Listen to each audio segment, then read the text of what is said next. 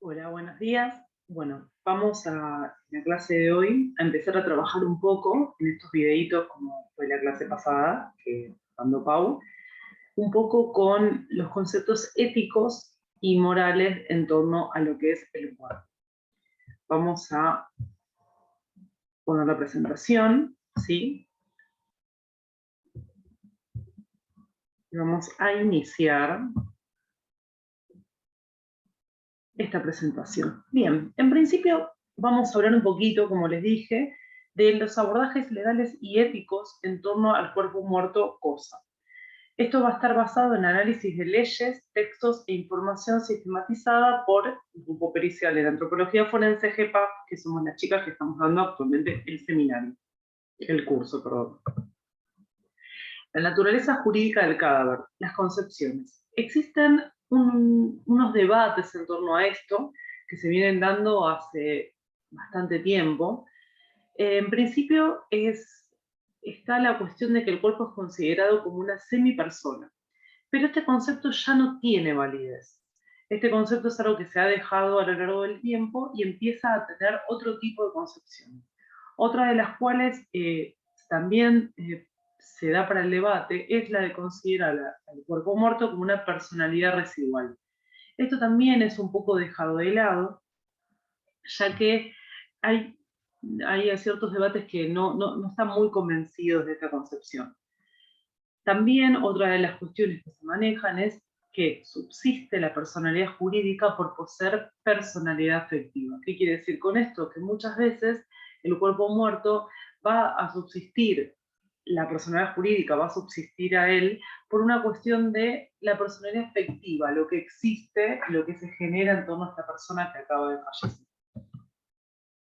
Estas concepciones que yo les dije anteriormente no son las que más se utilizan actualmente. Sí, la que está hoy en día y la que estamos trabajando actualmente es la teoría de la res o de la cosa, siempre hablando dentro de los marcos legales. En principio se considera el cuerpo muerto, después de la muerte, se torna como una cosa, que va a estar sometida bajo la disciplina jurídica. Esta cosa va a ser un bien material, pero va a estar por fuera del comercio. Esto también va a ser llamativo porque va a estar en un estado medio liminal, si se quiere, en un estado medio que no se define por un lado o por otro, porque si bien, como dice ahí, va a tener una categoría de bien material, no va a estar eh, plasmado como para ser comercializado. Al contrario, si esto es comercializado, hasta muchas veces genera cuestiones legales, ¿sí? Como todo lo que es la parte de contrabando y demás. Entonces, esto ya nos hace pensar en otra concepción de lo que es el cuerpo muerto. Por otro lado, también se lo considera como un objeto de contraprestación pecuniaria dentro de determinados límites. ¿Qué quiere decir esto? Que muchas veces estos elementos, como vemos acá en las fotos, son elementos en los cuales existe una reciprocidad. Por ejemplo, cuando nosotros vamos a buscar huesos al cementerio, cuando vamos a un museo o cuando estamos haciendo análisis, como pasa en la Facultad de Medicina, con restos que hay que analizar. Acá vamos a ver las fotos de las momias que se dieron en Salta. Estas momias se cuenta que vinieron caminando desde Cusco y fueron sacrificadas y las han encontrado en unas condiciones impecables. Está el Museo de Alta Montaña donde se pueden ver, no siempre, esto también es un tema de debate, ¿no? ¿Por qué se pueden ver o no estos cuerpos muertos en los museos? Hoy en día no hay una facilidad en torno a ver esto, ya van a ver que no hay más esqueletos como había antes, pero bueno, estas momias se siguen viendo con unas características muy puntuales. Abajo tenemos un preparado de estos que yo les contaba que se puede ver en medicina. Y a la derecha tenemos un esqueleto de los cuales con mis compañeras hemos exhumado. Acá lo que empieza a suceder es que existe una deshumanización del cadáver. En este momento en donde nosotros, como les decía, vamos al cementerio e intentamos hacer un trueque o algo para que el cementerio nos preste esos huesos para analizar, o en ocasiones donde necesitamos esto para seguir estudiando y demás, empieza a tener esta deshumanización del cadáver una categoría como sui generis, ¿sí? Es considerada una cosa sui generis, que está por fuera de los marcos. Volvemos siempre a esto. Es una categoría que está por fuera de los marcos legales y que es muy difícil a veces de delimitar su concepción en torno a lo que es el ámbito legal, por este intercambio que se genera, por esta cuestión también que a veces es difícil de manejar. Entonces, lo que empieza a suceder es que en derecho empiezan nuevas categorías para dar cobijo a una nueva realidad que está todo el tiempo cambiando, como les digo. Entonces, se le empieza a considerar como un bien extra patrimonial. Tiene una inajenabilidad relativa. Este bien extra patrimonial es lo que les digo. No está ni por un lado ni por otro. Tiene una categoría diferente. Entonces, para continuar con esto, vamos a hablar de la vida y muerte en el Código Civil y Comercial. En el artículo 93 del Código Civil y Comercial existe la existencia justamente de una persona que termina por su muerte. Volvemos un poco a este concepto. La existencia de una persona termina por su muerte. Lo modifico un poco de como lo dije. ¿Qué quiere decir esto? Que cuando la persona muere, lo que dice el Código Civil y Comercial es que ya está, ya termina la existencia.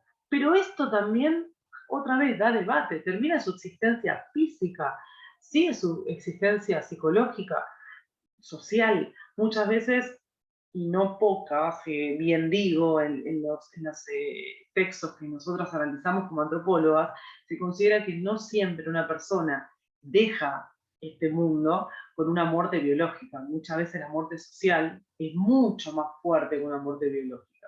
Esto podemos llegar a debatirlo y lo vamos a hablar un poquito después en las clases presenciales.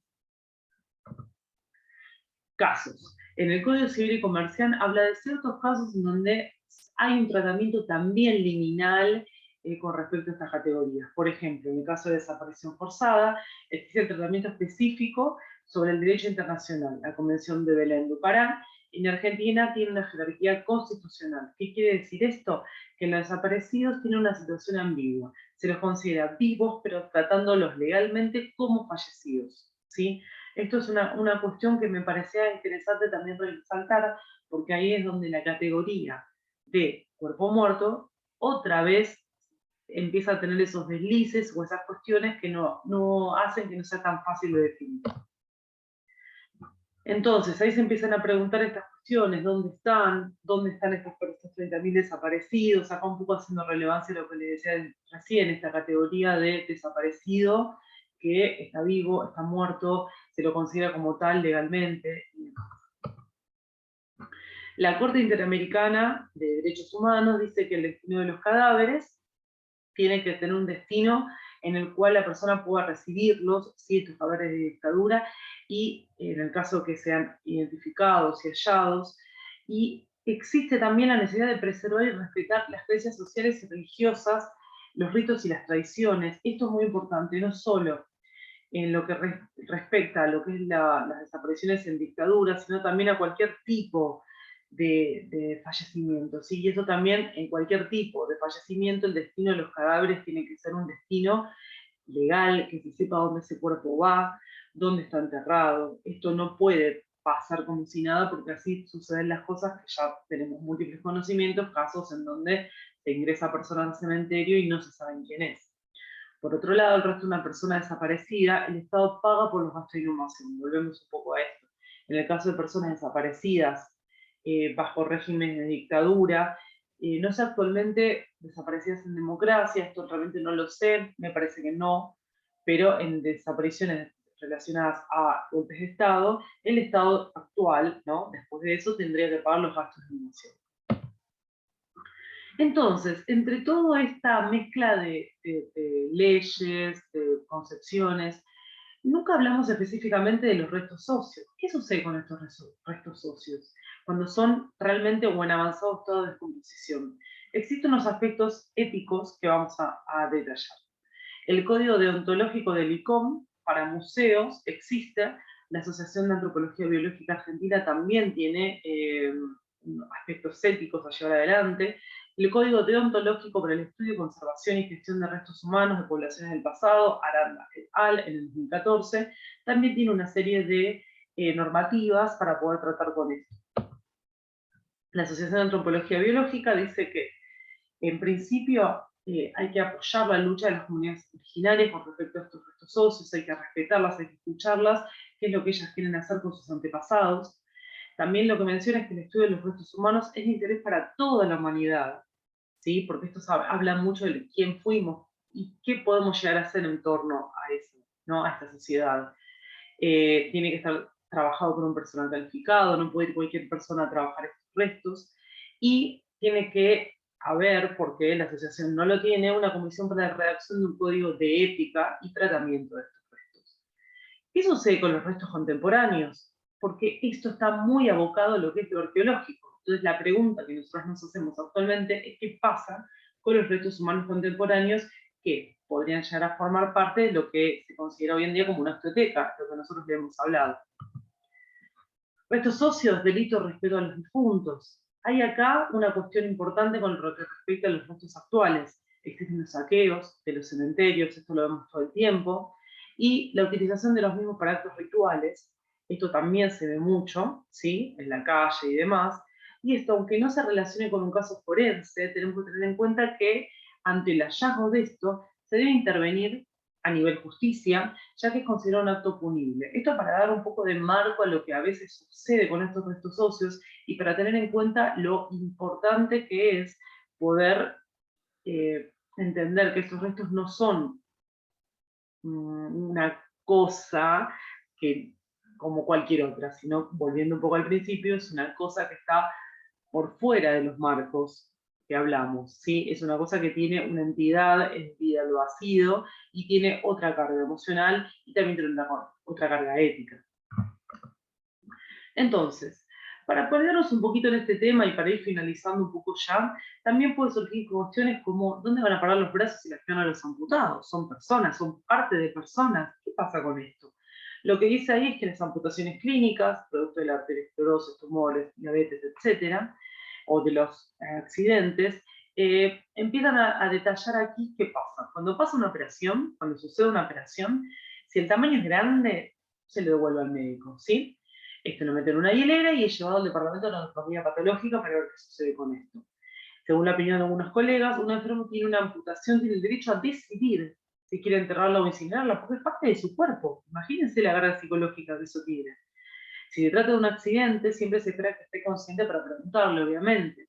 Y si se trata de una operación programada, se le pregunta directamente qué quiere hacer con este resto, qué es parte de él, ¿no? Eso también es para seguir indagando con respecto a esto.